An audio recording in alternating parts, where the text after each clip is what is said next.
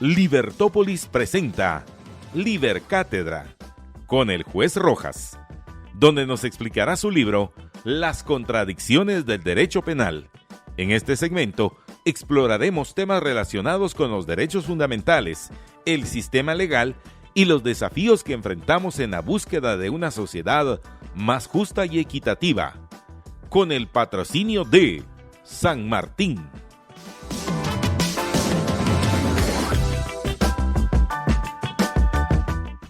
Capítulo 7. El llamado derecho penal del enemigo y el terrorismo de Estado.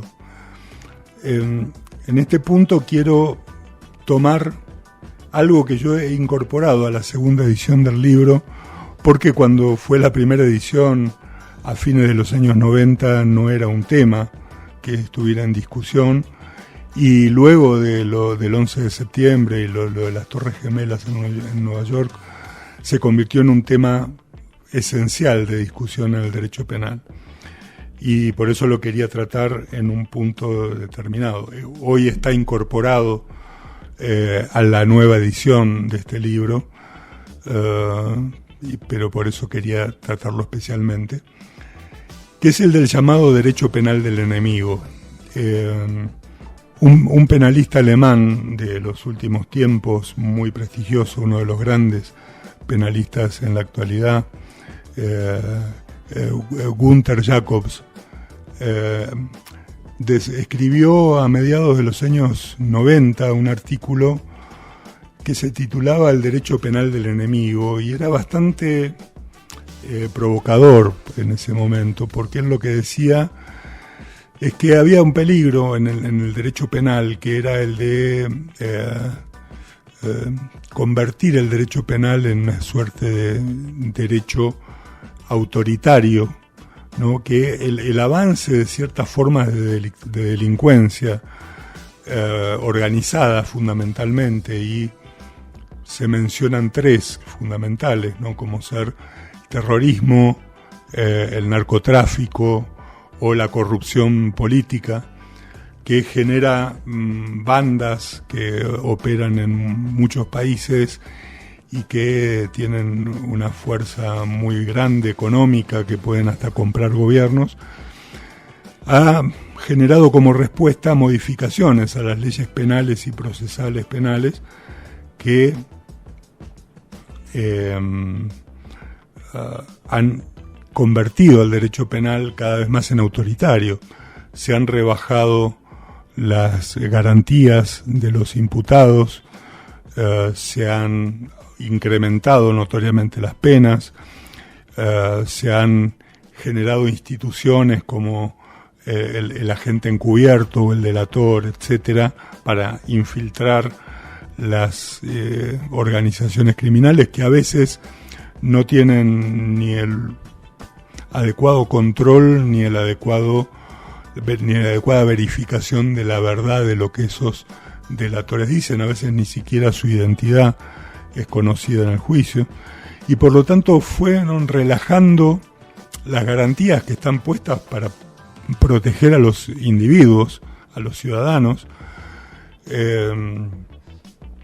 y incrementaron el poder del Estado y del sistema penal, con el objeto de perseguir este tipo de organizaciones. Entonces él decía, miren, tal vez habría que crear una categoría especial, como esta idea del derecho penal del enemigo, para tratar estas organizaciones y mantener el derecho penal tradicional, con garantías constitucionales, con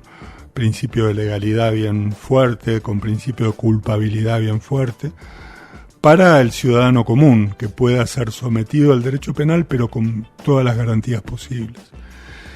En ese momento no se le dio mucha importancia a este paper de Jacobs, pero claro, en 2001 se produjo el atentado de las Torres Gemelas, luego hubo otros atentados más, incluso en los 90 hubo varios atentados en el mundo,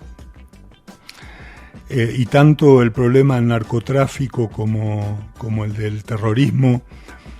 iban creciendo, y luego de lo de las Torres Gemelas y de las reacciones del gobierno norteamericano, de pronto este trabajo de Jacobs fue desempolvado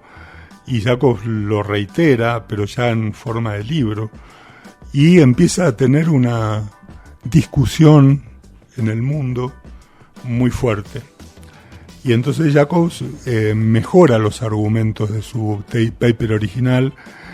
Aparece un penalista muy prestigioso español, Manuel Cancio Meliá, que había aprovechado la beca von Humboldt que le dio el gobierno alemán para irse a Alemania a estudiar específicamente esta teoría de Jacobs, y escribe un paper en contra de la idea de Jacobs, y muy acertadamente, con una gran generosidad académica, Jacobs le propone a Cancio Meliá publicar el libro juntos, es decir, con la tesis de Jacobs sobre el derecho penal del enemigo y la respuesta de Cancio Meliá criticándolo. Y se publica como libro allá por el 2003, 2004, y genera automáticamente una enorme discusión